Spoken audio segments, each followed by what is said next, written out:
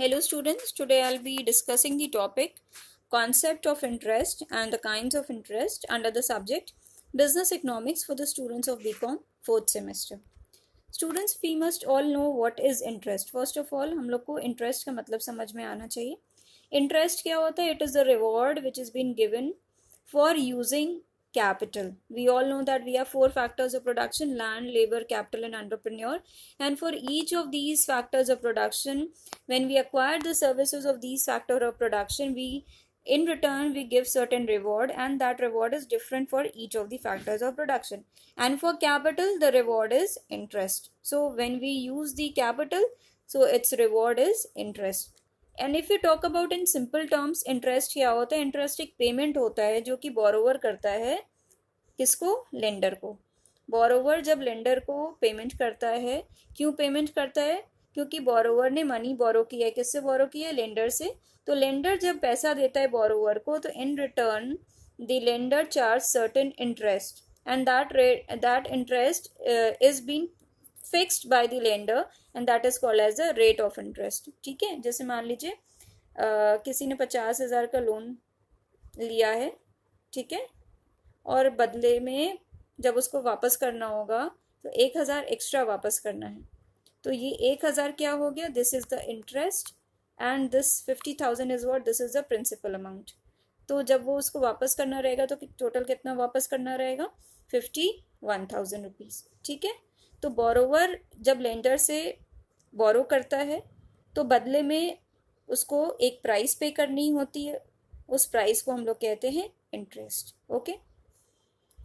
अगर हम लोग अदर वर्ड्स में बात करें तो it is the price paid for the use of others capital fund for a certain period of time. हम लोग जब दूसरे के पैसों को यूज़ करते हैं किसी पर्टिकुलर टाइम पीरियड के लिए, तो उसको भी हम लोग इंटरेस्ट कहते हैं. ठीक है.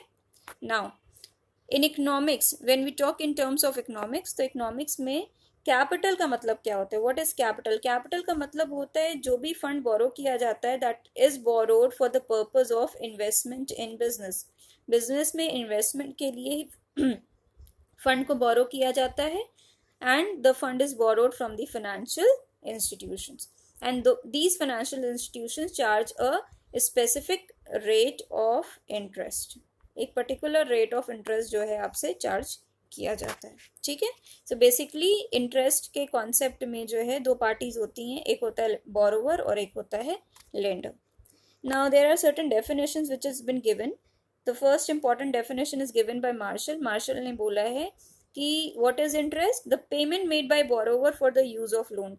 लोन को यूज करने के लिए जो हमें पेमेंट करना होता है, जो प्राइस देनी होती है, किसको देनी होती है? बोरोवर को. उसको हम क्या कहते हैं? We call it as interest.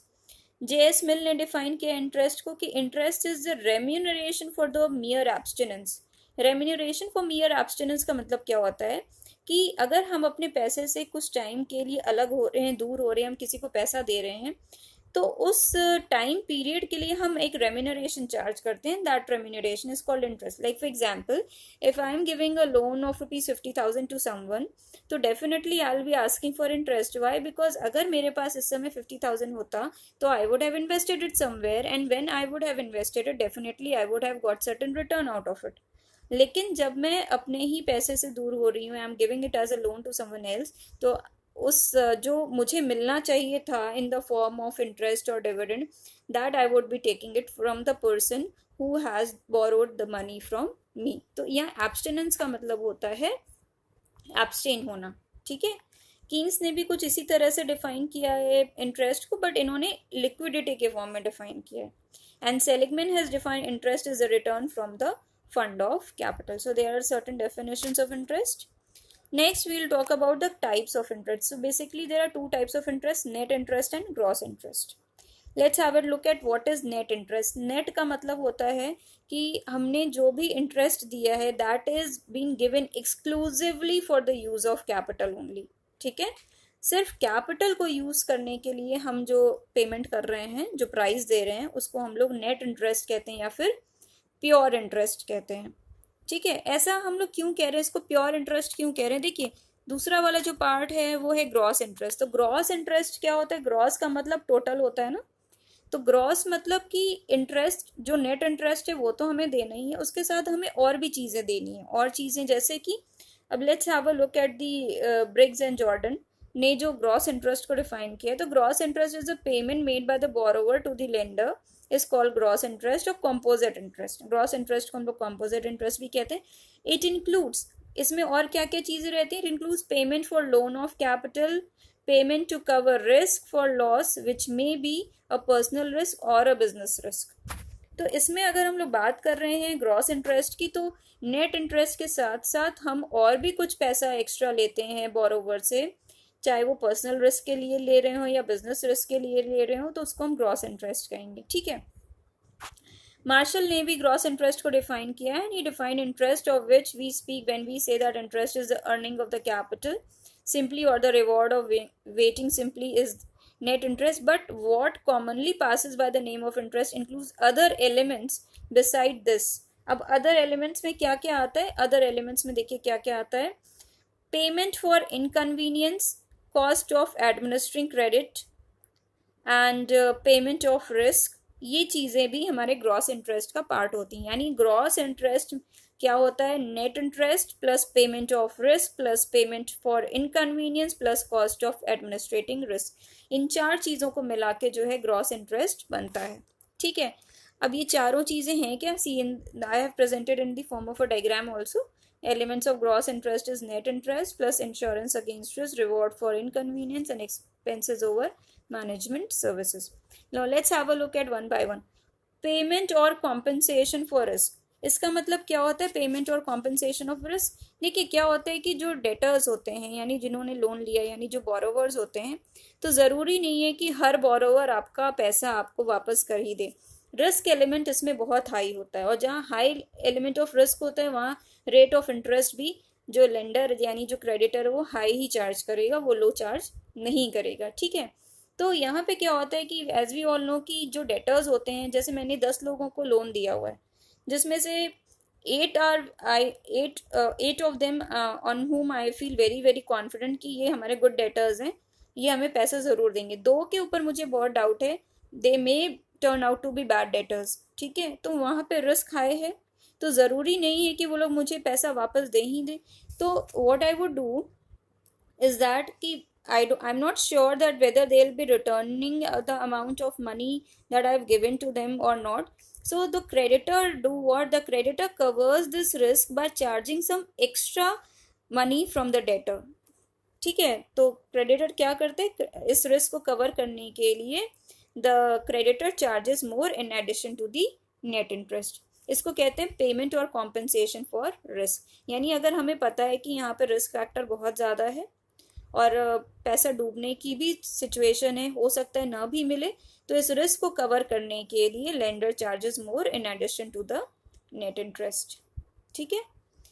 Next element is compensation for inconvenience. Compensation of inconvenience का मतलब क्या होता है कि हमें लगता है कि हाँ क्रेडिटर को इनकन्वीनियंस फील होगा जब वो पैसा दे देगा बोरोवर को, तो इसके लिए वो जो है कुछ एक्स्ट्रा चार्ज जो है बोरोवर से कर लेता है। Creditor made some extra charges as payment for the inconvenience from the borrower. ठीक है। ये ऐसा क्यों करता है? इनकन्वीनियंस का मतलब यहाँ पर क्या हो रहा है? इनकन्वीनियंस का मतलब ये हो रहा है कि हमको अगर सही समय पे मेरा पैसा वापस नहीं मिलेगा तो हो सकता है क्रेडिटर को कुछ लॉस हो जाए, या फिर जब उसको पैसा मिल रहा है वो सही टाइम नहीं है कि वो कहीं इन्वेस्ट कर सके। तो ये सारी चीज़ें क्या होती हैं? ये सारी चीज़ें क्रेडिटर को इनकन्वीनियंस देती हैं, है ना। So here compensation for inconvenience में अगर क्रेडिटर को लगता है कि उसको इसको इनकन्वीनियंस होगा, तो उस इनकन्वीनियंस के लिए जो है वो एक्स्ट्रा पैसा चार्ज करता है बोरोवर से, right. So payment to compensate this sort of inconvenience may be charged by the lender. The greater the degree of inconvenience, जितना ज़्यादा inconvenience का डिग्री हाई रहेगा उतना ही ज़्यादा रेट ऑफ इंटरेस्ट भी चार्ज होगा। ठीक है। Next is cost of administering the credit और payment for management services. What happens कि हमने मान लीजिए 10 लोगों को जो है लोन दिया है, उन 10 लोगों को मैनेज करना भी एक जो है इम्पॉर्टेंट टास्क है। किसी का कभी ड्यू डेट पड़ रहा है, किसी का कभी कोई ड्यू डेट है, कभी किसी की लीगल फॉर्मेलिटीज़ बची हुई हैं। तो ये सारी चीज़ों के लिए क्या होता है कि कुछ ऑफिस स्टाफ को रखा जाता है, अकाउंटेंट्स को रखा जाता है, कुछ ऐसे लोगों को रखा जाता है एम्प्लॉयज़ को कि जो रिमाइंडर्स दें, जो बताएं कि हाँ उनकी ड्यू डेट आ रही हैं, और उनको चीज़ों को मैनेज करें। तो अगर हम कुछ ऐसा कर रहे हैं, the creditor is managing things, तो उसके लिए भी वो एक्स्ट्रा पैसा जो है चार्ज करता है बोरोवर से। इसी को कहते हैं cost of administering the credit और payment for management of services. देखिए यहाँ पे मेंशन भी है कि lender of capital funds has to spend money and energy in the management of credit, जैसा कि मैंने अभी बताया आपको। So he has to maintain the staff as well, and for all these sorts of management services reward has to be paid by the borrower to the lender. Okay, so gross interest also includes payment for management expenses as well. तो gross interest में क्या क्या होता है? Gross interest में net interest के साथ साथ रिस्क का पेमेंट प्लस मैनेजमेंट सर्विसेज का payment plus compensation for inconvenience, inconvenience का भी जो है पेमेंट करना पड़ता है। ठीक है, तो ये हमारा ग्रॉस इंटरेस्ट हो जाता है। ठीक है, और अगर हम लोग नेट इंटरेस्ट की बात करें तो नेट इंटरेस्ट ग्रॉस इंटरेस्ट में से ये सारी चीज़ों को जब हम लेस कर देंगे, जो कि अभी मैंने बताया कि payment for risk, payment for inconvenience और कॉस्ट ऑफ एडमिनिस्ट्रेटिंग क्रेडिट, इन तीनों चीज़ों को जब हम लेस कर देंगे ग्रॉस इंटरेस्ट में से, तो हमारे पास क्या बच जाएगा? नेट इंटरेस्ट बच जाएगा। यानी net interest is the net payment for the use of capital. ठीक है, और ये ग्रॉस इंटरेस्ट का था। आई होप आपको क्लियर हो गया होगा। Thank you so much.